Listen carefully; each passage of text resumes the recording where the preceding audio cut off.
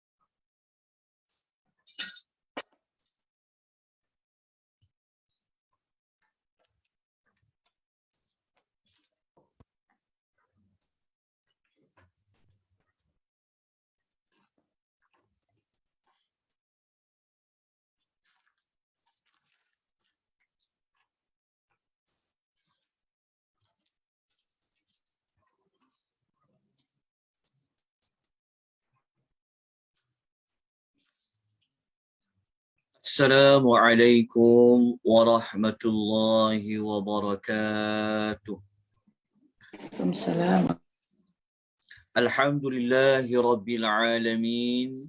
Wassalatu wassalamu ala ashrafil anbiya'i wal mursalin wa ala alihi wa sahbihi ajma'in. Asyhadu an la ilaha illallah wahdahu la syarika lah. وأشهد أن محمدا عبده ورسوله اللهم صل وسلم على نبينا محمد وعلى آله وصحبه ومن تبعهم بإحسان إلى يوم الدين أما بعد. Muslimin dan muslimat rahimani wa rahimakumullah, tuan-tuan dan puan-puan sekalian, syukur kepada Allah Subhanahu wa taala dengan kita memperbanyakkan melafazkan puji-pujian kepada Allah, kerana Allah Subhanahu wa taala merupakan Tuhan yang layak untuk diberikan puji-pujian, bahkan segala puji-pujian itu hanyalah bagi Allah Subhanahu wa taala. Syukur kita dengan kita melafazkan puji-pujian kepada Allah di atas pertemuan kita pada kali ini, pada tahun ini, yang mana ini merupakan pertemuan kita yang kedua bagi tahun 2022. Semoga Allah Subhanahu wa taala sentiasa melapangkan dada kita, memberikan rahmat kepada kita, memberkati majlis ilmu kita pada pagi ini. Tajuk yang kita akan bincangkan pada pagi ini masih lagi topik besarnya adalah fadail a'mal, yang bermakna kelebihan-kelebihan beramal. Di bawah tajuk kelebihan-kelebihan amal, amal yang kita akan bincangkan pada pagi ini adalah amal yang berkaitan dengan ibadat solat. Amal yang ada kaitan dengan ibadat solat. Ibadat solat yang dimaksudkan adalah ibadat solat yang kategorinya adalah solat nawafil ataupun solat sunat. Kita tidak membincangkan tentang kelebihan solat fardu kerana kelebihan solat fardu telah pun kita bincangkan, tetapi perbincangan kita pada pagi ini dia menjurus kepada amal yang dilakukan yang dikaitkan dengan solat sunat. Itu amal yang kita nak bincangkan. Jadi amal solat sunat ini kita nak lebih spesifik lagi ialah amal solat sunat yang dikerjakan di dalam rumah. Maknanya kelebihan solat sunat yang dilakukan bukan di tengah orang ramai. Kalau kita sembahyang di masjid akan disaksikan oleh orang ramai. Tetapi yang kita nak bincangkan adalah kelebihan mengerjakan salat sunat di rumah. Ataupun kalau tuan-tuan berada di hotel, di hotel. Kalau tuan-tuan berada di inap desa, di inap desa. Kalau tuan-tuan berada di mana rumah tumpangan. Itu perbahasan kita pada pagi ini. Perbincangan kita pada pagi ini ada berkaitan dengan apa yang kita bincang pada minggu lepas. Yang minggu lepas kita membincangkan tentang adanya solat apabila kita nak keluar daripada rumah dan adanya solat apabila kita nak masuk ke dalam rumah. Jadi kita telah kupas perbahasan tersebut pada minggu lepas. Jadi pada minggu ini kita nak bincangkan tentang mengerjakan salat sunat di rumah. Okey. Perbincangan kita ini akan berdasarkan kepada hadis Nabi sallallahu alaihi wasallam. Berdasarkan kepada hadis-hadis Nabi sallallahu alaihi wasallam yang status hadisnya adalah bukan hadis-hadis yang lemah tetapi hadis-hadis yang kuat yang boleh kita jadikan ia sebagai sandaran. Jadi perbincangan kita ini bukan perbincangan membincangkan pendapat ulama sekian-sekian tetapi adalah perbincangan kita berdasarkan kepada wahyu dari Allah Subhanahu wa taala. Hadis yang pertama adalah hadis yang diriwayatkan daripada Ibnu Umar radhiyallahu anhuma.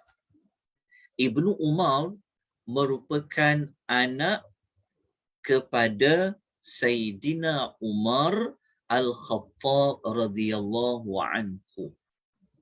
Anak Sayyidina Umar yang kita kenali, yang kita ketahui ada dua yang terkenal. Anak lelakinya namanya Abdullah. Anak perempuannya bernama Hafsah. Jadi yang meriwayatkan hadis ini adalah anak lelaki Sayyidina Umar yang disebut dengan gelaran Ibnu Umar radhiyallahu anhuma. Sabda Nabi sallallahu alaihi wasallam, ij'alu min salatikum fi buyutikum. Ij'alu bermaksud jadikanlah kalian. Nabi kata, maksudnya kalian semua hendaklah menjadikan. Menjadikan apa? Min, huruf min di sini merujuk kepada tabi'id, merujuk kepada sebahagian. Bukan semua, tetapi sebahagian. Sebab tu ada disebut dengan min. Min tu maksudnya min dekat sini, maksudnya dari lah, dari. Tapi kita dah masukkan terjemahan dia sebahagian dari. Maksudnya bukan semua solat. Nabi kata, jadikanlah kalian dari solat-solat kamu. Maknanya sebahagian dari solat-solat kamu itu fi buyutikum, dilakukan di rumah. Okay. Kita berhenti, kalau kita sampai nuktah ini, apa yang kita faham perintah dari Nabi SAW? Nabi memerintahkan kita supaya ada dalam banyak-banyak solat, mesti ada solat-solat yang dilakukan di rumah. Solat apa? Nanti kita akan baca hadis lain, kita akan jumpa. Sebab kita mengetahui solat ni ada dua jenis. Ada solat yang fardu, yang wajib, dan ada solat yang sunat. Tapi hadis ini, kalau kita hanya berpada pada hadis ini, kita belum dapat lagi maklumat yang lengkap. Solat apa yang Nabi minta kita lakukan di dalam rumah? Solat apa? Tapi kita tahu di sini adalah bukan semua solat. Maknanya ada sebahagian daripada solat. Kenapa Nabi minta kepada kita supaya di rumah kita ini juga kita perlu tunaikan ibadat solat? Nabi mengatakan, wala tattakhidhuha quburan. Nabi kata, jangan jadikannya, iaitu rumah kamu, seperti tanah kubur. Nabi kata, jangan jadikan rumah kamu seperti tanah kubur. Rumah cantik, rumah besar, rumah selesa. Tapi rumah itu dalam agama seperti tanah kubur. Tanah kubur maksudnya rumah itu orang duduk, maksudnya orang jadikan, kan kubur ni kan orang jadi tempat untuk tanam jenazah je. Faham tak? Jadi para ulama bincang, apa maksud jangan jadikan rumah macam tanah kubur? Pertama, kita jangan jadikan rumah tu tempat nak rehat, nak tidur je. Seperti orang yang masuk dalam kubur, kerjanya duduk kubur tu untuk apa? Adalah untuk dia dimatikan, untuk dia dikebumikan, duduk dalam kubur. Jadi kita tak nak macam tu. Jadi rumah ini bukanlah hanya dijadikan hanya tempat untuk kita tidur, tetapi rumah itu perlulah dijadikan tempat mengingati Allah, membaca Al-Quran, berzikir melalui ibadat salat. Dalam masa yang sama, kubur ini bukan tempat yang dilakukan ibadat lah. Orang tak solat dekat kubur macam tu. Jadi kita berdasarkan hadis ni kita dapat satu kelebihan sebenarnya. Kenapa kita perlu mengerjakan solat di dalam rumah? Nombor satu adalah untuk menghidupkan rumah itu, ataupun untuk membezakan rumah kita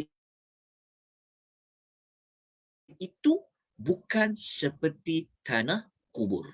Hadis riwayat Al-Bukhari dan juga hadis riwayat Muslim. Okey, ini kelebihan yang pertama. Okey, dalam nota ni saya tidak letakkan dengan kelebihan seperti biasa. Nombor satu kelebihan dia, nombor dua kelebihan dia. Maka tuan-tuan dan puan-puanlah yang kena ambil daripada hadis ini, keluarkan kelebihan dia. Nanti kita akan ulang kembali kelebihan-kelebihan daripada yang pertama. So hadis yang pertama ada kelebihan yang pertama. Okay. Kita nampak kenapa Nabi minta dalam rumah tu perlu ada solat. Okay. Ini bermakna kalau semua orang solat di masjid, tak ada langsung solat di rumah, ia telah menyelisihi, dia telah bertentangan dengan sunnah Nabi sallallahu alaihi wasallam. Ini menunjukkan tidak semua solat ia lebih baik dilakukan di masjid. Tidak. Siapa yang memang dia solat, semua solat dia buat dekat masjid, dia tidak melakukan di rumah, langsung tak ada solat di rumahnya, ia telah bertentangan. Dia tidak menunaikan perintah dari Rasulullah sallallahu alaihi wasallam. Kita belajar masjid memang tempat salah satu rumah Allah, betul. Tapi tidak semua solat itu lebih baik dibuat di masjid. Berdasarkan hadis ini. Okey. Kita pergi hadis yang kedua. Faham baik-baik. Hadis yang kedua memberikan kita jawapan solat yang manakah yang Nabi maksudkan pada perintah dalam hadis yang pertama tadi.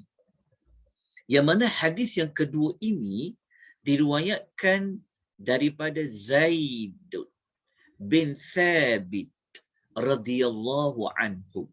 Jadi Zaid bin Thabit radhiyallahu anhu dia berkata, Rasulullah sallallahu alaihi wasallam bersabda, "Sallu ayyuhan nasu."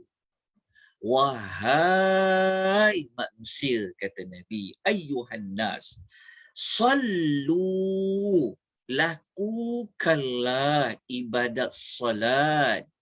Di mana kata Nabi? Fi buyutikum, di rumah-rumah kamu. Okay. Kita fahamlah perintah Nabi ini. Kenapa Nabi suruh buat solat di rumah? فَإِنَّ أَفْضَلَ الصَّلَاةُ, sesungguhnya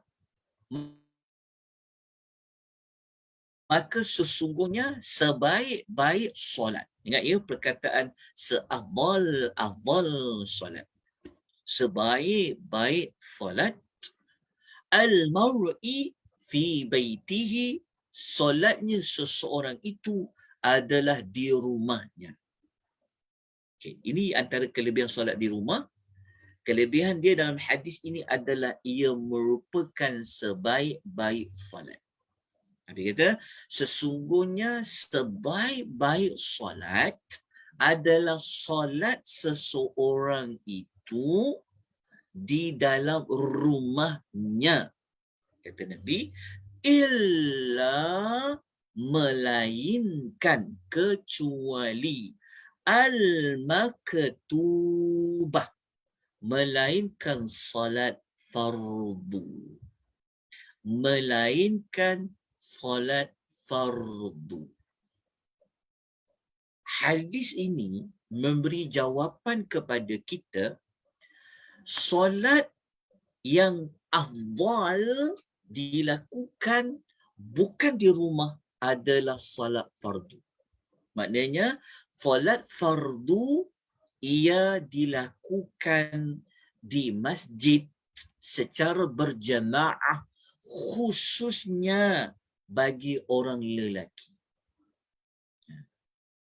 Orang perempuan memang asal memang solat fardu ke, solat sunnah ke, ia memang afdal buat di rumah. Itu kita akan bincang topik yang lain pula nanti. Solat perempuan lebih afdal di mana? Cantik mana masjid tu sekalipun, dia tetap afdal. Ingat ya perkataan afdal. Kalau sebut afdal, maknanya dia akan membawa kepada makna gandaan pahala. Okay, nanti kita akan bincang kepada pasal rumah tu. rumah. Tapi hadis ni Nabi memberitahu bahawa Nabi kata sebaik-baik solat yang kamu lakukan adalah buat di rumah, melainkan solat fardu. Maknanya Nabi nak mengecualikan. Kalau solat fardu bukan di rumah, tetapi solat fardu luar daripada rumah. Tapi selain solat fardu, ia dilakukan di dalam rumah, ia merupakan seafdal solat. Selain solat fardu, solat apa selain daripada solat fardu? Maknanya selain solat 5 waktu. Apa senarai solat-solat sunat selain daripada solat 5 waktu? Kita dah belajar solat apa? Kita dah belajar minggu lepas solat apa? Solat selepas mengambil wuduk ke, kalau ambil wuduk di masjid lah. Solat isyraq ke, solat duha, solat rawatib. Selepas solat fardu, ia lebih afdal ia buat di rumah. Nanti kita belajar solat tasbih, solat tahajud, qiyamul lail. Ia memang kandaan pahala yang Allah akan beri adalah dilakukan di rumah. Kecuali, kata para ulama, solat-solat yang sunat digalakkan berjamaah. Yang ini memang baik dilakukan berjamaah, maknanya kena solat luar pada rumah lah. Contohnya macam solat sunat gerhana matahari. Yang tu memang afdal dibuat berjamaah. Dia terkecuali daripada hadis ini. Macam solat gerhana bulan contohnya. Bahkan mengikut para ulama yang lebih tepat, termasuklah solat sunat tarawih. Dia dilakukan secara berjamaah di masjid ataupun di surau. Tetapi selain solat-solat sunat yang digalakkan berjamaah tadi, ia memang lebih afdal dia dilakukan di rumah. Aplikasi hadis ini, kalau kita berada di tanah haram sekalipun, maka lebih afdal sembahyang sunat itu di dalam bilik di hotel berbanding di Masjid An-Nabawi ataupun di Masjidil Haram. Lagi saya akan buktikan apa yang diperkatakan ini. Sebab hadis ini adalah umum, terpakai di mana-mana saja kita berada. Inilah pentingnya ilmu. Kalau kita faham, dia akan menambahkan amal darjat kita berganda-ganda sebenarnya. Lagi kita akan buktikan bahawa kalau kita diberi pilihan, depan hotel kita tu Masjid Nabawi, tapi nak sembahyang sunat nak sembahyang duha lah contohnya, nak memilih sembahyang di Masjid Nabawi ke atau nak memilih sembahyang di bilik? Kalau tuan-tuan biasa, tu akan buat kat mana? Ramai orang dia suka sembahyang di Masjid Nabawi. Betul. Ni Masjid Nabawi ada kelebihan lain. Tetapi terlupa ke kita hadis ini? Jadi kalau kita lepas ini, kalau kita berpeluang, dibukalah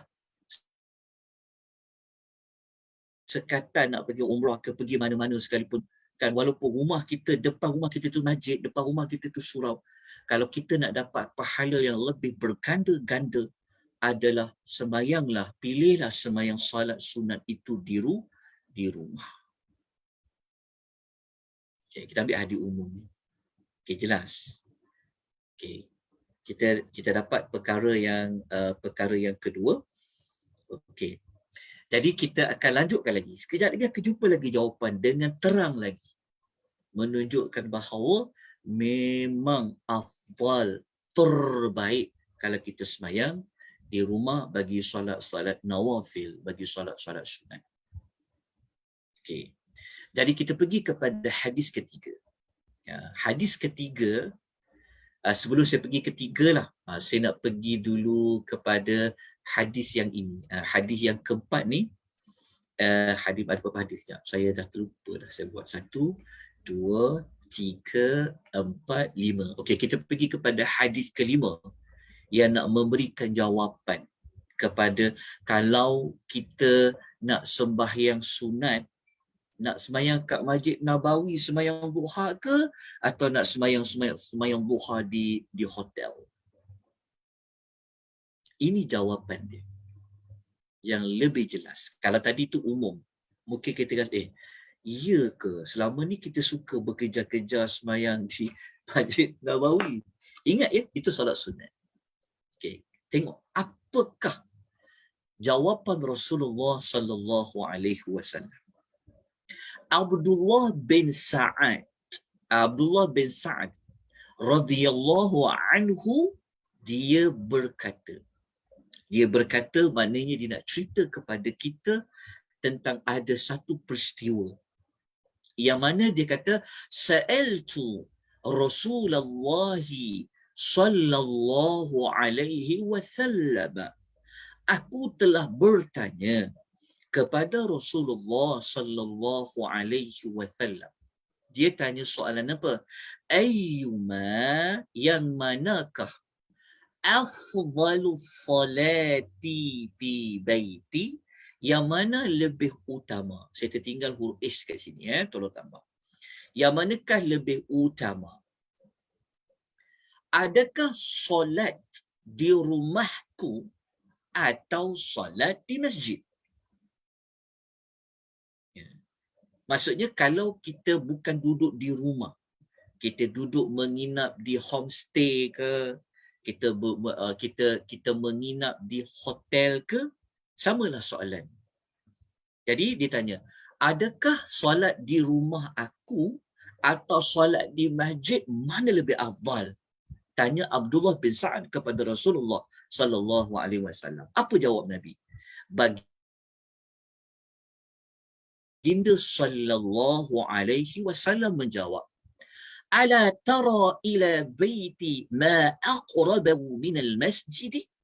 Tidakkah engkau melihat rumahku betapa dekat ia dengan masjid? Nabi sebelum bagi dia beri jawapan, Nabi tanya dekat sahabat tu, engkau tengok kan, kata Nabi, rumah aku. Kita tahu kan rumah Nabi duduk di mana? Rumah Nabi kan duduk di belakang Masjid Nabawi. Betul tak? Masjid Nabawi.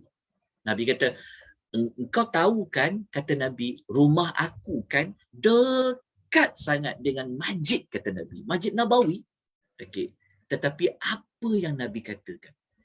Nabi kata, fala an usalli fi baiti ahabbu ilayya min an usalli fil masjid. Nabi kata, sesungguhnya aku kalau solat di dalam rumahku lebih aku suka daripada solat di masjid. Tuan-tuan, hadis ni kan bagi jawapan kepada kita. Kenapa Nabi tak sembahyang semua solat dekat Masjid Nabawi? Ya Allah, Masjid Nabawi pahala dia banyaknya. Tapi kenapa Nabi tak sembahyang di Masjid Nabawi? Sedangkan rumah dia sebelah. Bukankah itu yang kita memilih ciri-ciri tempat penginapan di Madinah ataupun di Mekah? Tanya, kenapa kita nak dapat tempat penginapan yang dekat dengan Masjid Nabawi ataupun dengan Masjidil Haram? Sebab tu kita buat sesuatu kat sana, kita nak buat ibadat. Ingat, ada ilmu, Allah, orang yang ada ilmu ni dia akan dapat banyak pahala kalau dia pandai. Dia smart, dia pandai, dia akan dapat banyak pahala. Maknanya orang yang bergegas-gegas nak pergi sembahyang sunat di Masjid Nabawi tu, berbeza pahala dengan orang duduk saja di rumah dia, di hotel dia sembahyang sunat dia. Yang itu lebih afdal daripada sembahyang di Masjid Nabawi. Sebab Nabi sebut dalam hadis ni. Nabi kata, kau tahu kan rumah aku dengan masjid kan dekat. Tetapi kata Nabi, aku sembahyang di rumah aku itu, kata Nabi, lebih aku suka daripada aku solat di masjid. Masjid mana? Masjid Nabawi lah. Kemudian Nabi mengatakan, illa an takuna salatan maktubatan, kecuali solat yang wajib. Ya, maksudnya Nabi nak mengatakan, kalau solat wajib, sudah pastilah akan dibuat di Masjid Nabawi. Tapi kalau bukan solat wajib, kata Nabi, aku lebih suka. Perkataan lebih suka ni membawa makna afdal, the best, dalam banyak-banyak solat sunat. Kalau kita buat solat sunat duha ke, tahajud ke, tahzbih ke, apa ke, buat di rumah itu lebih afdal daripada sembahyang di masjid. Hadis ni hadis sahih, riwayat Ibnu Majah. Nombor hadis 1141. Okay, itu terjelas tak maksudnya? Bermakna, adakah kita terlepas pahala sembahyang dekat Masjid Nabawi? Kita dapatlah pahala tu. Pahala tu sudah pasti kita boleh dapat sebab kita mengikuti arahan Nabi SAW. Jelas tak maksud dia? Dia tuan-tuan ya, mengikuti sunnah Rasulullah SAW secara sempurna, ia lebih bernilai daripada kita hanya kejar semata-mata 100,000, 10,000, 1,000. Kadang-kadang kita lebih nampak pada bilangan nombor 100,000, 10,000 contohnya. Tetapi kita kadang-kadang kita terlepas pandang dari sudut kita nak ikut sepersis sama macam Rasulullah sallallahu alaihi wasallam. Dia punya ganjaran pahalanya lebih lagi daripada 100,000 solat. Tuan-tuan dan puan-puan. Jelas ya tentang maklumat ini. Bahkan kalau kita bolehlah sembahyang sunat di rumah ini, kita sebenarnya telah menunaikan perintah dari Rasulullah sallallahu alaihi wasallam. Hadis pertama dan hadis kedua. Walaupun masjid depan rumah kita tu cantik kan, masjid tu besar, tetapi mengikuti sunnah Rasulullah sallallahu alaihi wasallam itu lebih besar ganjaran dia. Tuan-tuan dan puan-puan, semoga ia memberikan kita satu cara dalam kita nak menggandakan lagi pahala kita kepada Allah Subhanahu wa taala. Dan kita nak baca satu lagi hadis Nabi. Kenapa Nabi suruh semayang kat rumah beria-ria sangat? Nabi suruh semayang di rumah ni. Okey. Kita dah dapat maklumat pada hadis yang pertama tadi iaitu untuk membezakan rumah itu dengan tempat manusia dikuburkan. Jadi kita tengok hadis ini. Hadis ketiga. Kata Jabir bin Abdillah radhiyallahu anhu, sabda Nabi sallallahu alaihi wasallam, "Idza qada ahadukumus salata fil masjid." Apabila seseorang di antara kamu telah menyelesaikan solatnya di masjid. Maknanya ada waktu kena solat dekat masjid. Sebab Nabi kata, apabila seseorang di antara kamu telah selesai solatnya di masjid. Hadis-hadis macam ni tuan-tuan, dia memang berkaitan rapat dengan orang lelaki lah. Sebab orang perempuan memang hukum asal dia memang sembahyang di rumah tu lebih afdal. Orang perempuan memang sembahyang di dalam rumahnya itu, dia tak keluar ke masjid, ke surau, memang lebih afdal pada sembahyang fardu dan juga sembahyang sunat yang sedang kita bincangkan. Tetapi kalau orang lelaki, ia berbeza. Kalau orang lelaki lebih afdal, bahkan dituntut dengan tuntutan yang kuat untuk mengerjakan salat fardu di luar rumahnya, maknanya berjemaah di masjid. Sebab tu Nabi kata, apabila seseorang di antara kamu telah menyelesaikan solatnya di masjid, maknanya solat apa dekat sini? Solat fardu. Nabi kata, فَلْيَجْعَلْ لِبَيْتِهِ نَصِيبًا مِنْ صَلَاتِهِ.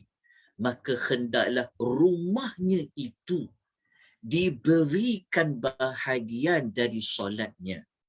Maknanya Nabi kata, kalau kau dah selesai solat fardu di masjid, maka rumah kamu tu perlu juga ada solat di dalamnya. Kenapa Nabi gesa solat dalam rumah ni? Nabi kata, فَإِنَّ اللَّهَ جَاعِلٌ فِي بَيْتِهِ ذَلِكَ خَيْرًا. Nabi kata, sesungguhnya Allah akan membuat kebaikan di rumahnya itu melalui solatnya. Maknanya ibadat solat yang kita buat dalam rumah tu, rumah itu akan dapat banyak kebaikan. Kalau solat dalam rumah tu, dia punya kelebihan dia, rumah itu akan banyak dapat kebaikan yang Allah Subhanahu wa taala akan beri. Hadis ini adalah hadis riwayat Muslim, nombor hadis 778. Okey. Nanti saya kupas lagi apa bentuk kebaikan dia. Sekejap lagi saya akan kupas. Okey, kita pergi kepada hadis yang terakhir untuk perbincangan bab ini. Sabda Nabi SAW seperti mana riwayat dari Abu Musa Al-Ash'ari radhiyallahu anhu, dia kata, sabda Nabi SAW, Mathalul baiti alladhi yudhkara Allah fihi. Perumpamaan, permisalan rumah yang nama Allah disebut di dalam rumah itu dengan rumah yang tidak disebut nama Allah di dalam rumah itu. Nabi kata, mathalul hayyi wal mayyit, seperti diumpamakan orang yang hidup dengan orang yang mati. Hadis riwayat Muslim nombor hadis 779. Maksudnya Nabi kata, kalau Nabi kata nak dibandingkan rumah yang hidup, betul-betul dia fungsi rumah tu, dengan Nabi kata orang yang hidup, okey, dengan orang yang mati. Okey, Nabi bandingkan seperti rumah yang dalam rumah tu ada disebut nama Allah. Macam mana nak pastikan rumah itu disebut nama Allah? Paling mudah salat. Kerana dalam salat kita akan sebut nama Allah dekat mana? Daripada takbiratul ihram, betul. Kita baca suratul Fatihah, kita baca surah, kita bertasbih, kita bertahmid. Nabi sebut istilah umumnya adalah di rumah yang disebut nama Allah, yang nama Allah disebut di dalamnya. Disebut di dalamnya, yang paling nampak sekali adalah pada salat. Jadi kalau langsung rumah itu tidak disebut nama Allah di dalam rumah itu, umpama orang yang hidup dengan orang yang mati. Muslimin dan muslimat rahimani wa rahimakumullah, hadis yang ketiga, hadis ini dia boleh dikaitkan juga dengan hadis yang pertama tadi. Seperti tanah kubur. Sebab kita pergi tanah kubur, diam je. Tak ada apa-apa tu. Jadi kita tak nak jadikan rumah kita ni rumah untuk kita hanya memenuhi keperluan hidup duniawi kita, tanpa ada di dalam rumah itu disebut nama Allah yang boleh dilakukan melalui solat solat di dalamnya merujuk kepada solat sunat. Okay. Jadi tuan-tuan dan puan, kita kena memperbaikilah cara kita mengerjakan ibadat sunat kita. Sebab itu kita kena ambil maklumat ini supaya kita dapat berpeluang Allah gandakan pahala. Kenapa orang suka sembahyang duha berjamaah di masjid? Kita pun tanya juga. Kenapa orang suka sembahyang tasbih beramai-ramai di masjid? Kenapa orang suka sembahyang tahajud beramai-ramai di masjid? Kita pun tak tahu kenapa. Tidak ada kelebihan pun yang kata sembahyang tasbih di masjid berjamaah, sembahyang tahajud di masjid berjamaah, sembahyang witir di masjid berjamaah. Tak ada pun. Tetapi yang ada adalah sembahyang itu buat di rumah lebih afdal. Kita terbalik. Hadis kata lain, kita buat lain. Sangkaan baik kita mungkin kita tak tahu. Kita faham tak? Sebab apa? Khusus ditekankan lagi kalau kita mampu solat. Melainkan kalau kita memang tak sempat nak balik rumah ke, ataupun kita dalam perjalanan ke, kita kat masjid nak sembahyang kat mana, nak sembahyang kat hotel tak sempat nak sembahyang. Contoh kan. Tambah lagi orang lelaki. Orang perempuan tak apa. Orang perempuan memang dia tak perlu fikir solat jemaah tu. Faham tak maksudnya? Orang perempuan dia tak perlu fikir nak kejar berjamaah, melainkan orang lelaki. Kalau macam saya, sejak lagi masuk zuhur, saya baca hadis ni, saya faham. Jadi kalau rumah saya memang alhamdulillah dekat dengan surau, contoh, kan? Sempat nak kejar berjamaah pada takbiratul ihram yang pertama. Contoh kan, sebab dapat angkat takbir ihram yang pertama dengan imam dari kelebihan lain. Contoh. Jadi nak pastikan sempat kejar takbiratul ihram yang pertama tu, kan, kalau kita, sebab tu kita kena tahu jarak antara azan dengan iqamah. Ini khusus bagi orang lelaki. Orang perempuan memang tak ada isu pada solat jemaah tu. Sebab orang perempuan memang afdal berjamaahnya adalah di rumah.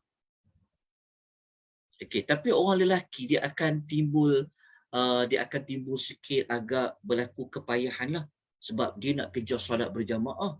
Tapi kalau dia sembahyang rawatib sebelum sembahyang fardu karang, tak terlepas pula, jadi masbuk pula sembahyang berjamaah. Kalau dalam keadaan seperti itu, maka kita tunaikanlah solat itu di masjid itu. Sebab kita dah tak ada pilihan. Tapi kalau kita ada pilihan macam subuh. Azan subuh dengan solat fardu tu kadang-kadang gap sampai 10 minit, 15 minit kadang-kadang. Jadi kita ada waktu nak kejar berjamaah itu, nak dapat kelebihan takbiratul ihram yang pertama. Kalau balik tak apa dah. Sebab balik tadi isu dah, sebab lepas kita bagi salam, kita wirid, kita balik. Kita cepat-cepat sembahyang ba'diyah selepas solat fardu. Itu lebih baik dan gandaannya akan digandakan oleh Allah dengan pahala yang banyak. Okey, tuan-tuan dan puan-puan, jelas tentang hadis ini. Okey, kita catat, saya minta tuan-tuan buat catatan antara kelebihan, antara hikmah dia. Kenapa Nabi, walaupun Nabi boleh sembahyang kat Masjid Nabawi kan, betul tak? Nabi nak sembahyang Masjid Nabawi, Nabi lah paling senang sekali. Sebab apa? Sebab rumah Nabi tu sebelah je Masjid Nabawi. Seperti mana kata Abdullah bin Sa'ad bertanya kepada Nabi. Tapi Nabi tetap tidak mengerjakan solat sunat di Masjid Nabawi. Kenapa sebenarnya? Apa yang Nabi nak kita ni dapat hikmah? Ingat tuan-tuan, sampai bila-bila. Kalau sunnah Nabi, ikut Nabi kata, buat seperti mana yang Nabi perintahkan, kita tak tahu apa pun jawapan dia hikmah, tapi tetap ada hikmah. Pasti ada positifnya, pasti ada kebaikannya. Sebab ia adalah datangnya dari perintah Allah. Ia adalah keluarnya daripada mulut Nabi SAW. Pegang maklumat tu sampai bila-bila. Kalau Nabi suruh, kita buat. Jadi kita kena buat. Okey, walaupun hikmah tu tak ada secara terperinci dalam hadis ni, tetapi kita boleh dapat satulah, iaitu Allah jadikan kebaikan di rumah itu melalui solat dia. Okey, apa kebaikan dia? Okey, nombor satu. Nombor satu, sudah pasti rumah itu nanti akan didatangi oleh malaikat-malaikat rahmat. Sebab malaikat rahmat, dia kan ada malaikat yang mendoakan orang baca amin. Jadi malaikat suka rumah yang dibacakan padanya ayat-ayat Quran. Jadi nombor satu adalah untuk memastikan malaikat-malaikat rahmat dapat masuk, berada di rumah kita. Jadi apabila malaikat rahmat masuk rumah kita, jadi kita terasalah rumah kita itu hidup. Kita rasa dapat barakah dalam rumah tu. Yang kedua, apabila malaikat masuk, maka kita dapat menghalangi daripada syaitan. Apabila malaikat rahmat masuk, okey, maka syaitan itu akan lari. Syaitan akan berkeliaran lari kalau rumah yang dibacakan ayat-ayat Al-Quran, dizikir dia. So syaitan dapat menjauhi kita. Okey, itu yang kedua. Okey. Okey. Okey. Lepas tu yang ketiga, kita dapat dia beri kebaikan kepada ahli rumah. Contohnya mungkin ada orang yang dia tak semayang lagi, tiba-tiba dah masuk ya semayang. Maknanya yang ketiga ni dia boleh membantu mengingatkan orang-orang di dalam rumah tu tentang solat yang kena dikerjakan. Dalam masa yang sama, kita boleh memberi tunjuk ajar kepada orang yang berada di dalam rumah tu. Mungkin orang tu dia tak tahu solat, dia tengok kita solat, contoh kan. Mungkin dia boleh belajar daripada ibadat solat. Kadang-kadang betul, kalau kita buat, kadang anak-anak tanya, cucu-cucu tanya, Nik semayang apa Nik? Contoh, anak-anak kita yang pandai-pandai dia akan tanya, dah masuk waktu ke Abah? Abah semayang apa? Macam tu. Jadi kita ceritalah pada dia. Okey, kebaikan dia. Lepas tu, kalau kita dapat kebaikan lain, kita boleh bagi satu contoh sunnah yang tepat, yang terbaik kepada ahli keluarga kita. Mungkin orang tak tahu, kenapa tak nak semayang dekat masjid je? Kenapa nak semayang di rumah? Kita pun dapat bagi contoh sunnah Nabi SAW yang tepat dan yang benar. Yang berikutnya adalah untuk peribadi orang yang solat tu sendiri dapat menjauhkan daripada perbuatan riya sebenarnya. Untuk menjauhkan daripada perbuatan riya. Jadi kalau kita semayang ramai-ramai ni, mungkin kadang-kadang timbul, nampak, tengok orang ramai, mungkin akan timbul perasaan, contohnya, aku ni banyak solat, aku ni rajin solat. Jadi untuk memastikan kita tidak solat sunat itu wujudnya perasaan riya, tidak ikhlas, maka pencegah dia adalah sembahyanglah pada tempat-tempat yang tidak dilihat oleh orang. Jawapannya adalah di rumah. Okay. Dapat tuan-tuan, dia punya kelebihan dia. Dan yang pastinya digandakan pahala oleh Allah Subhanahu wa ta'ala. Itu sudah pasti. Sebab kalau ada perkataan afdal, maksudnya mestilah pahalanya akan digandakan oleh Allah Subhanahu wa Ta'ala.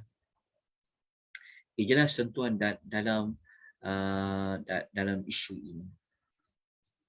Mungkin kadang-kadang kita terlepas pandang. Kita kena pandailah, kita kena pandai dalam memperuntukkan waktu Allah beri supaya kita dapat kelebihan. Okey, gandaan pahala. Okey, ada yang bertanya, ada yang mengatakan dalam chat, dia kata semangat buat ramai-ramai.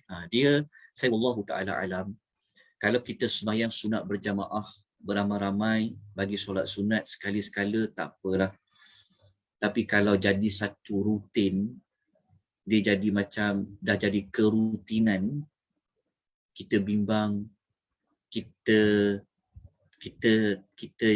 tidak memenuhi hadis yang kita baca. Kitalah yang ada ilmu menerangkan pada masyarakat mana yang lebih betul, mana yang lebih tepat, mana yang lebih sempurna. Jadi peranan kita lah sebenarnya yang akan yang menyampaikan sunnah Nabi SAW yang sebenar-benarnya.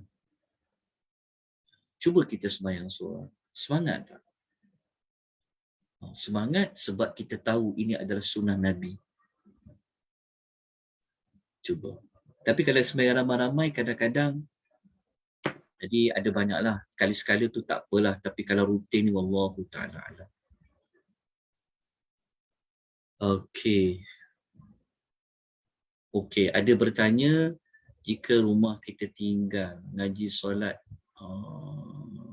Tak ada Sebenarnya tidak benar kalau rumah-rumah tu yang lama-lama tinggal, ada penghuni duduk semua tu. Yang tu kita tak tahulah, wallahu ta'ala alam.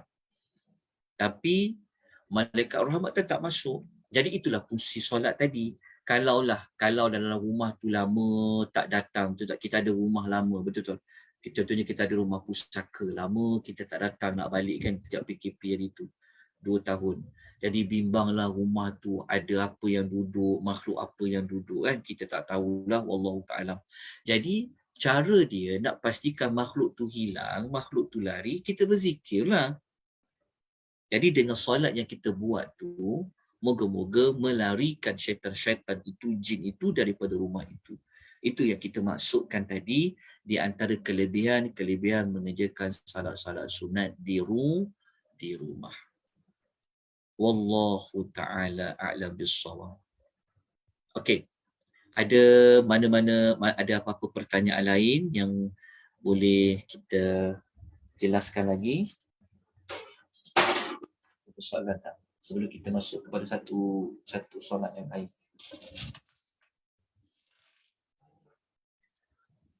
Kita habis tajuk ni, jadi kita pergi kepada solat yang lain, kita pergi kepada solat tasbih. Okey, tuan-tuan ada dapat nota untuk solat kelebihan solat sunat di rumah? Ada dapat kan? Ada Ustaz. Okey.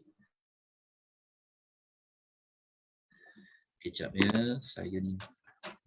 Okey, kita terus ke solat sunat tasbih.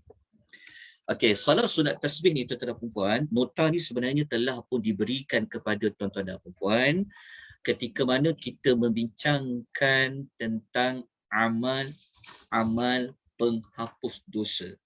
Kalau tuan-tuan masih ingat kita pernah membincangkan tentang tajuk amal penghapus dosa. Kalau tuan masih ingat. Dalam tajuk amal penghapus dosa tu dia ada 3 siri. 3 siri tu maknanya 3 minggu. Maknanya 3 kali Isnin. Ada satu tajuk tu, amal penghapus dosa. Kalau tak silap saya, tajuk tu adalah tajuk ke-8. Sejak kita memulakan tajuk ke-8 sejak kita memulakan pengisian tajuk Fadail A'mal. Bukan minggu ke-8 tapi tajuk ke-8. amal penghapus dosa yang ada 3 siri. Siri pertama, siri kedua dan siri ketiga. Maknanya 3 kali isnin. Dekat dalam dekat nota itu ada salat tasbih. Tapi tak apa, kita boleh ulang balik semula. Okey. Jadi saya tunjukkan. Okey. Kita pergi kepada salat sunat tasbih. Okey. Salat sunat tasbih ataupun tasabih, ya. Okay, kita sedia maklum solat ini adalah solat yang diajarkan oleh Rasulullah sallallahu alaihi wasallam kepada bapa saudara baginda sallallahu alaihi wasallam, salah seorangnya namanya adalah Al-Abbas radhiyallahu anhu. Okay. Cerita Nabi mengajar solat ini kepada kepada Al-Abbas disaksikan oleh anak kepada Al-Abbas tu, iaitu Ibnu Umar radhiyallahu anhuma. Jadi perawi hadis ni sebenarnya adalah daripada Ibnu Umar.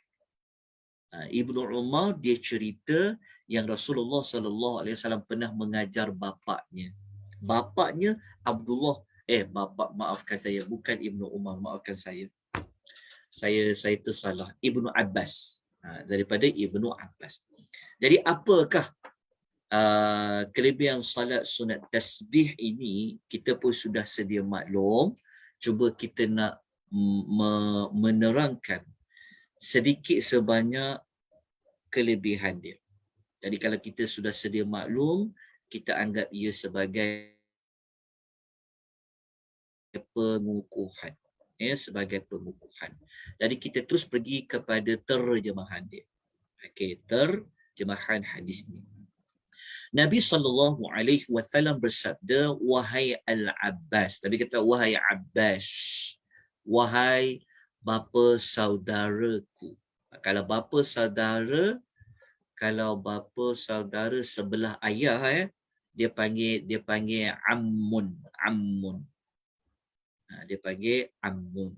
Kalau bapa saudara sebelah mak, dia panggil khalatun. Kata silap saya begitu istilah dia. Okey. Macam kita kan panggil uncle, kita panggil pakcik kita kan.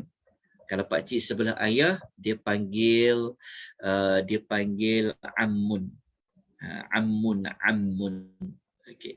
Jadi Nabi kata, wahai bapa saudaraku, suka tak kalau aku berikan, aku kurniakan dan aku ajarkan 10 perkara. Jika kamu lakukannya, nescaya Allah akan mengampunkan dosa kamu. 10 perkara ni, inilah kelebihan yang kita nak belajar. Kelebihan dia. Ada 10 perkara yang berkaitan dengan pengampunan dosa sebenarnya. Okey. Ada 10 perkara yang berkaitan dengan dosa Allah Ta'ala akan ampunkan. Jadi Nabi kata kepada bapa saudaranya, wahai bapa saudaraku, sukakah kalau aku berikan, aku kurniakan, aku ajarkan kepada engkau 10 perkara. Okey, 10 perkara. 10 perkara tu maknanya 10 perkara berkaitan dengan dosa. Okey, nanti kita akan baca lagi hadis tu. Okey, 10 perkara tu Nabi SAW perincikan dari awal hingga akhir. Yang lama dan yang baru. Yang tersalah, yang tersengaja dan yang tidak, yang tersalah dan yang tidak, yang disengajakan. Yang kecil, yang besar, yang tersembunyi dan yang terang-terangan. Di sinilah yang 10 tu. 10 perkara ni, yang 10 tu dekat mana? 10 tu dekat sinilah. Ni. 1 dosa yang awal, dosa yang akhir. Catat. Dosa yang awal, dosa yang akhir. Dosa yang lama, yang terdahulu dan dosa yang baru. Dah 4 dah. 1, 2, 3, 4. Nombor 5 yang tersalah, yang tak disengajakan. Nombor 5. Dan yang disengajakan. Nombor 6. Yang kecil, nombor 7. Yang besar, nombor 8. Nombor 9 yang tersembunyi. Okey, yang 10 yang terang-terangan.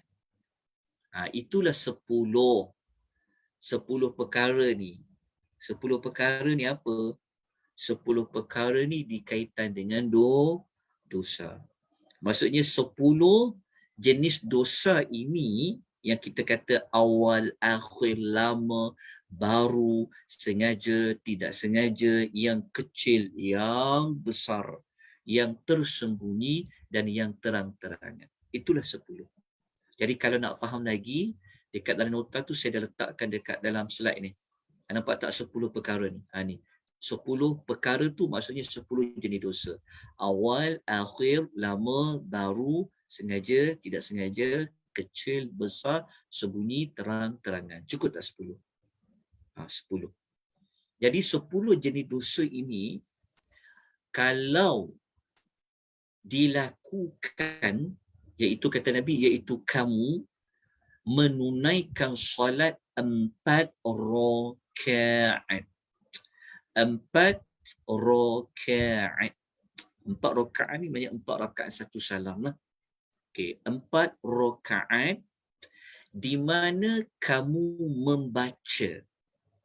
membaca pada setiap rakaat suratul Fatihah dan 1 surah. Okey, kita tengok Nabi sebut dalam hadis dia. Okey, Nabi kata taqra'u fi kulli rak'atin fi Fatihatil Kitab wa suratin. Okey. Nabi kata, Nabi beritahu, Nabi ajarkan bapa saudaranya, kalau kau buat 4 rakaat wahai bapa saudaraku, yang mana pada setiap rakaat itu engkau baca suratul Fatihah dan engkau baca 1 surah. Maknanya tak kisahlah surah apa pun. Al-Falaq boleh, An-Nas boleh, Al-Ikhlas boleh. Tidak ada penerangan secara jelas surah apa yang patut baca.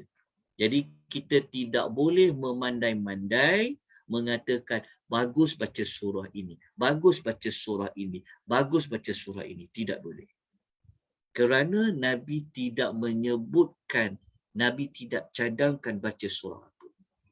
Maka dia dimasukkan secara umum. Nak baca rakaat pertama surah apa selepas Fatihah? Boleh pilih apa pun surah yang hendak dibaca. Okey. Lepas tu Nabi ajar lagi. Nabi kata, kemudian apabila selesai membaca, maknanya membaca Fatihah dan surah, engkau bacalah ketika sedang berdiri itu.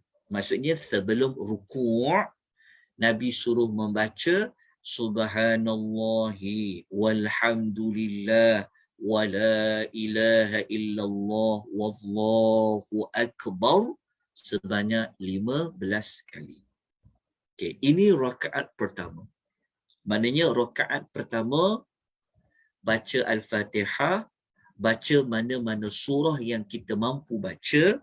Lepas tu kita bacalah waktu berdiri itu juga sebelum rukuk 15 kali ucapan tasbih.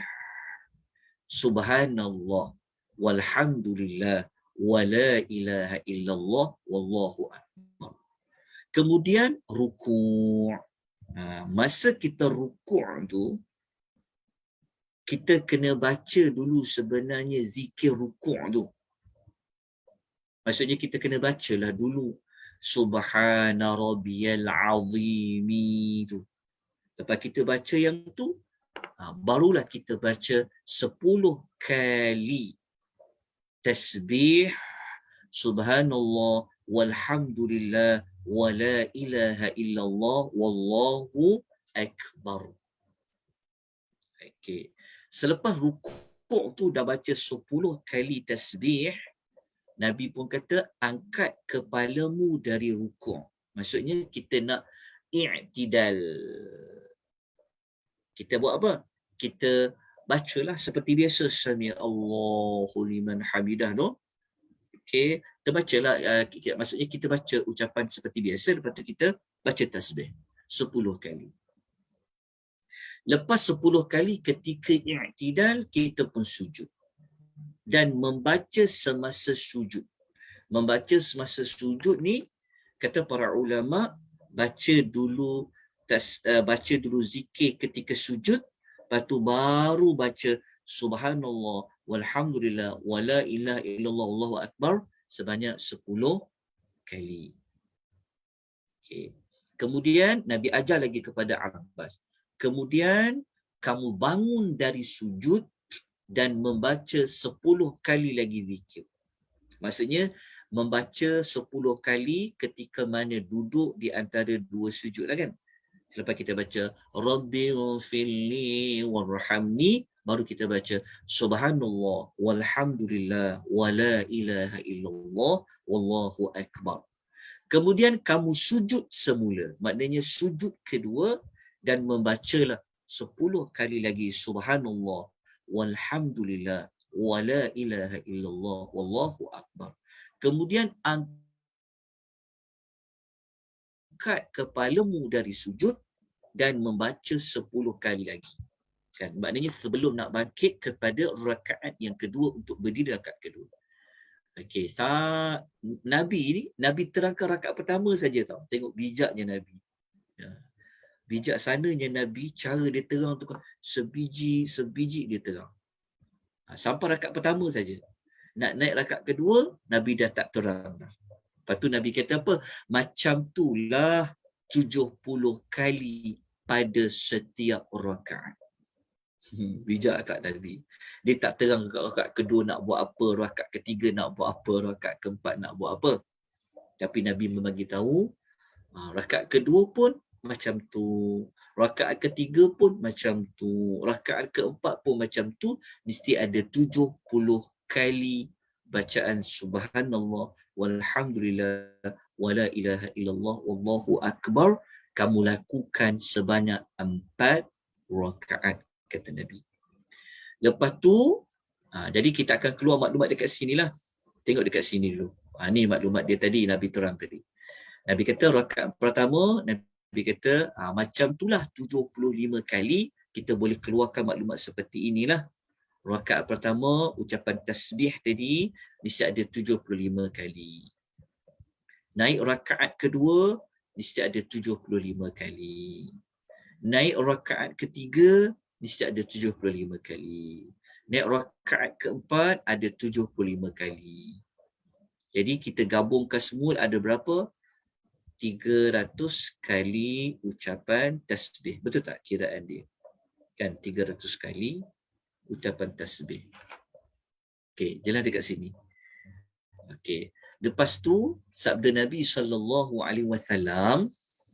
Nabi kata, jika engkau mampu lakukan solat ni setiap hari, Nabi kata lakukanlah. Mula-mula Nabi memberi usul, kalau boleh buat setiap hari buat. Okey. Itu pilihan yang pertama.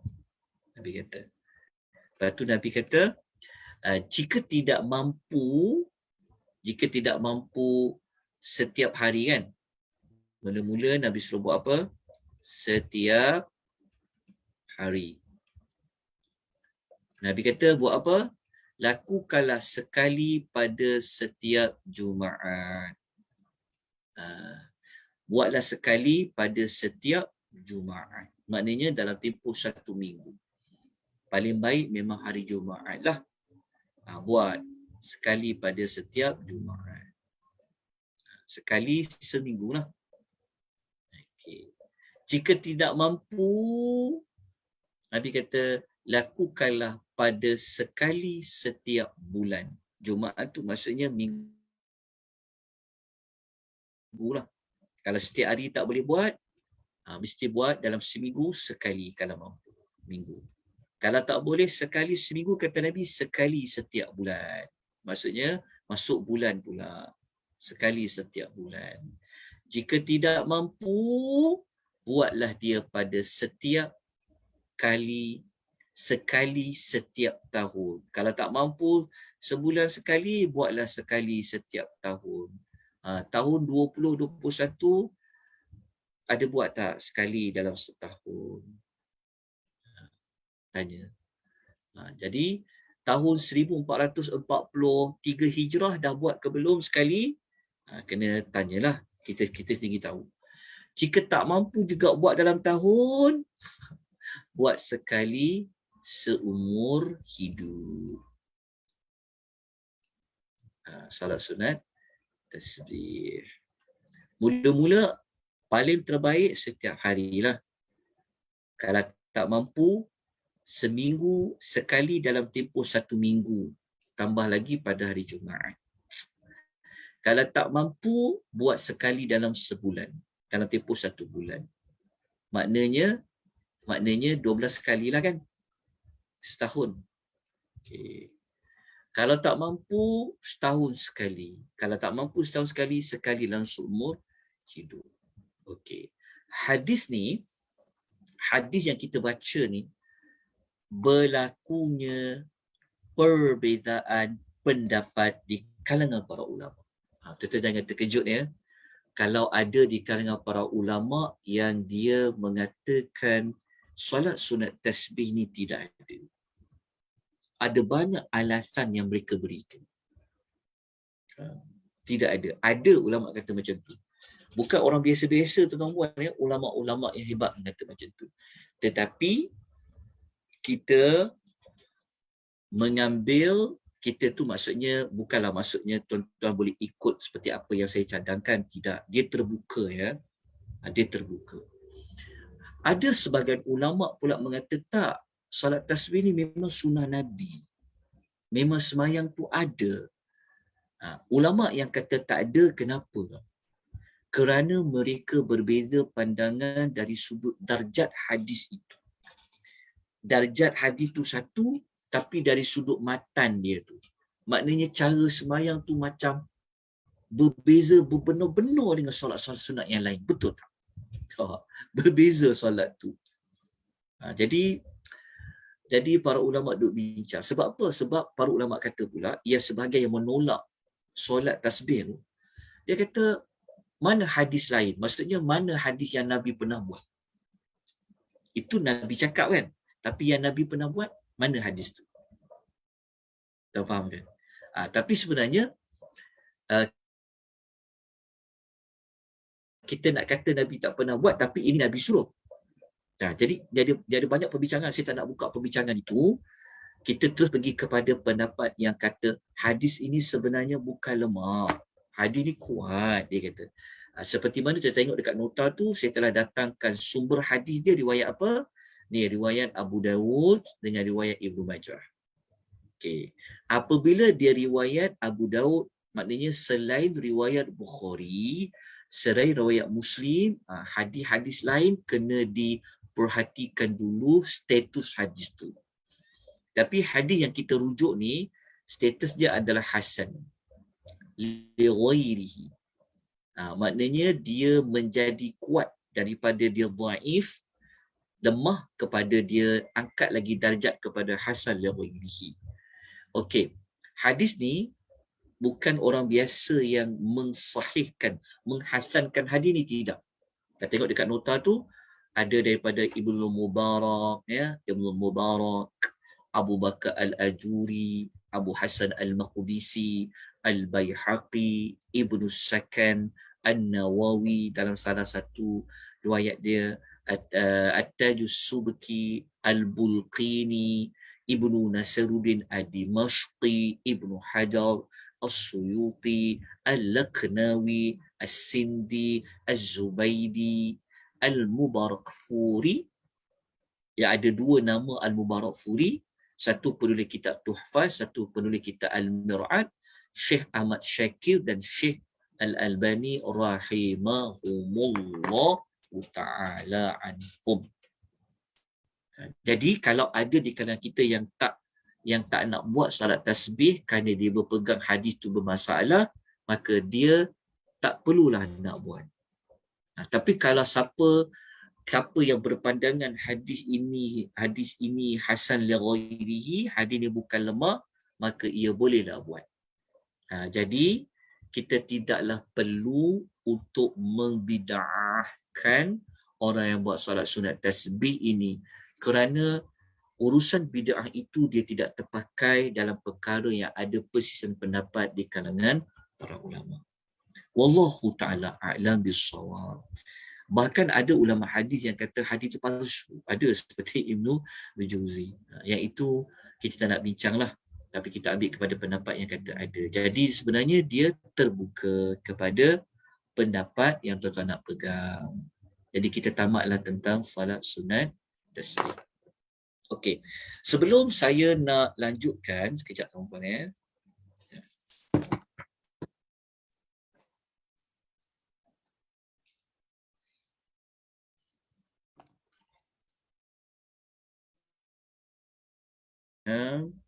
Okey. Ada apa-apa persoalan nak tanya? Minggu depan saya sedang meneliti beberapa amal yang lain. Mungkin kita dah banyak mempelajari amal dalam bentuk amal menggunakan anggota tubuh badan, seperti solat. Jadi mungkin kita bincang tentang amal puasa. InsyaAllah mungkin kelebihan pada puasa-puasa, ataupun mungkin kita akan pergi kepada amal-amal yang berbentuk dalaman.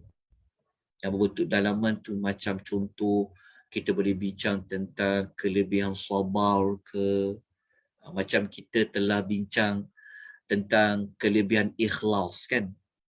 Kelebihan ikhlas. Ya, bagus juga tu Ustaz. Lagu bagus ya, idea tu. Kita Sabar. Okey. Dalam ni. Ya, kita buat kelebihan sabar, tambah pun dengan keadaan sekarang kan. Mungkin kita akan bincang pada minggu depan. Okey. Kalau tidak ada apa pertanyaan, okey, saya nak buat sedikit pengulangan tajuk-tajuk yang kita dah belajar.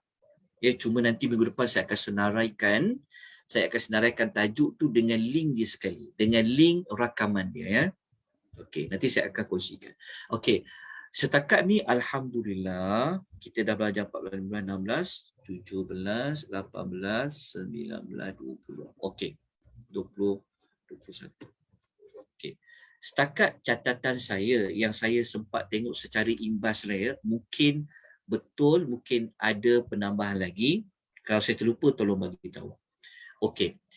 Alhamdulillah bermula tahun lepas 2021 sehinggalah kepada hari ini kita dah pelajari tajuk ya, tajuk lebih kurang dalam 21 tajuk. Ada 21 tajuk. Kita tak fokus pada amal, kita fokus pada tajuk dulu, tajuk. Okey. Daripada 21 tajuk itu, kita dah belajar tajuk, saya sebutkan ya. Nanti saya akan kemas kini lagi senarai yang kita dah belajar. Sebab kalau kita belajar ni kita kena struktur dia, kita kena susun dia baik-baik supaya kita ada orang yang terlepaskan. Kadang-kadang dia tak dapat ikut hari Isnin ni, nak tengok rakaman pun tak boleh. Tapi dia tahu, oh selama ini kalau kelas hari Isnin jam 10.30 pagi ni apa amal-amal yang telah kita belajar. Okey. Tajuk pertama yang pernah kita belajar dulu mula-mula adalah tajuk kelebihan 4 kalimah. Kelebihan 4 kalimah. Okey, kelebihan 4 kalimah. Okey, kelebihan 4 kalimah. 4 kalimah agung. Subhanallah, alhamdulillah, wala ilaha illallah, Allahu akbar. Lepas tu kita juga pernah belajar tajuk tentang istighfar. Kalau tak silap saya ada tajuk tu. Cuma saya cari dalam FB Academy Tadabbur saya tak jumpa gitu. Betul, ada istighfar Ustaz. Betul, Ha? betul. Betul istighfar ada. Okey. Istighfar kejap ya. Ya. Okey, ada tajuk istighfar. Saya ni nota tak ada saya dalam kereta Ustaz. Jadi nota tak saya apa, semua tak di apa. rumah. Tak apa. okey. Tak apa, nanti saya akan kongsikan. Okey.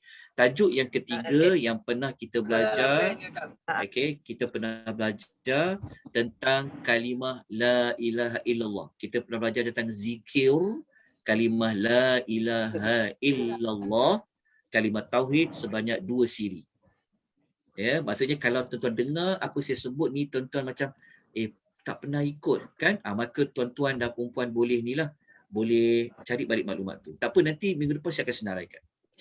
Yang tajuk yang keempat, kita pernah belajar tentang kalimah tasbih. Kita pernah kupas tentang tasbih. Subhanallah, tentang tasbih. Kemudian tajuk yang ke-1, 2, 3, 4. Okey, tajuk kelima, kita ada 4 minggu. Maksudnya ada 4 Isnin, ada 4 siri kita belajar tajuk solawat dan salam.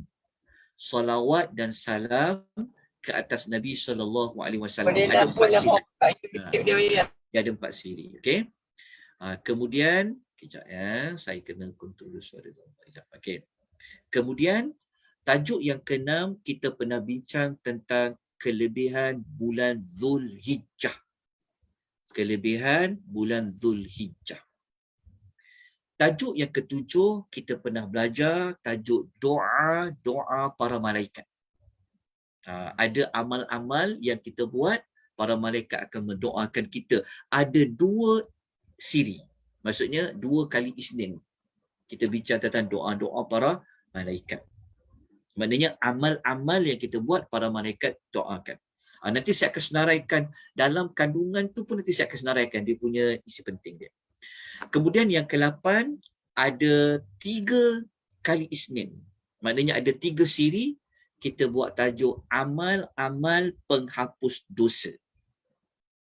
Amal-amal penghapus dosa ada 3 siri. Maknanya ada 3 kali Isnin.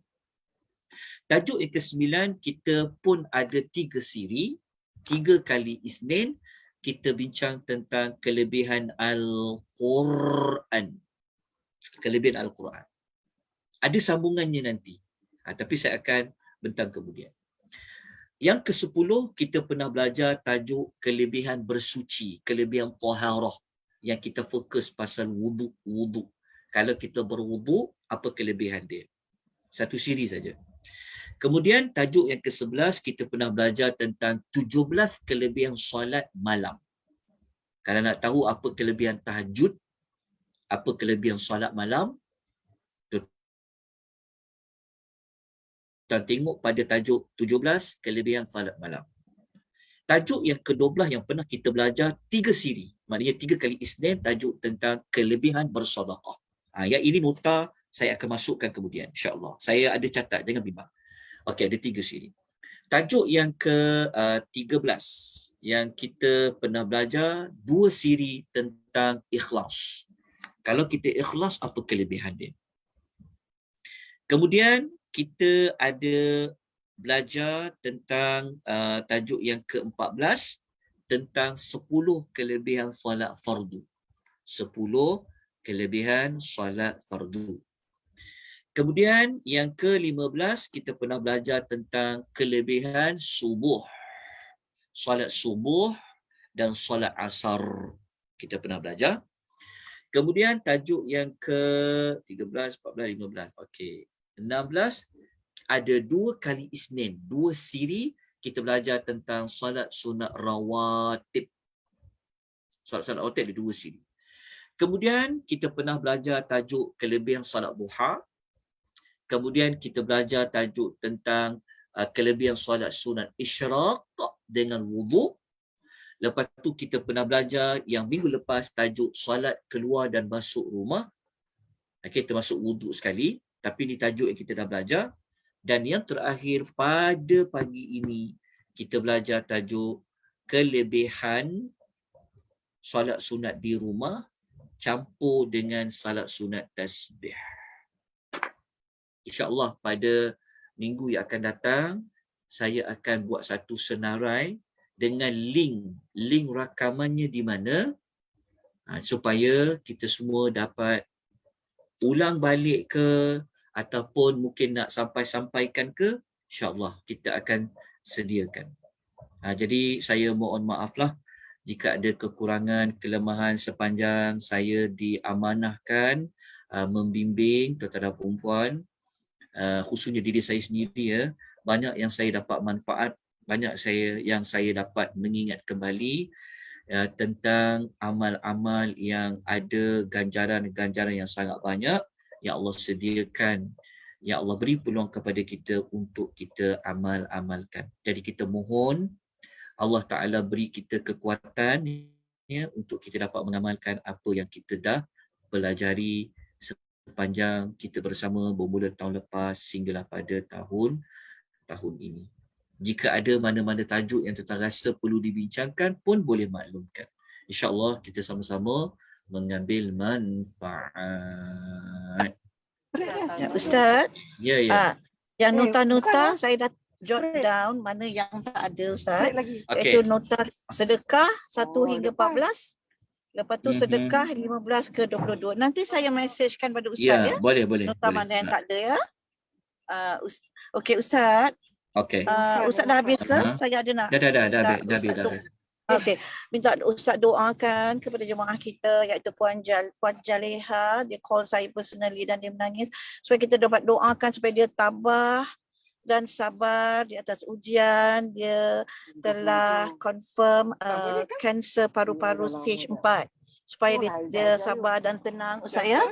Kedua, benar ke saya dengar Puan Azia Manaf, ada ya Puan Azia Manaf dalam ni? Dalam chat group ni, Puan Azia? Puan Azia Manaf, betul? Ada dalam kelas ni? Ya, ada. Ya, Puan Azia, betul ke saya terdengar mengatakan Puan Azia balik umrah? Ya, positif COVID. Ya, positif Ya, COVID ya sekarang. Ustaz. Betul ya, saya terdengar dalam salah satu kelas kita kan? Ya, terima kasih. Kita sama-sama doakan ya Puan Azia. Ya, terima kasih. Dan juga kepada suami, kepada Puan Hajah Miria iaitu pilot juga positif tetapi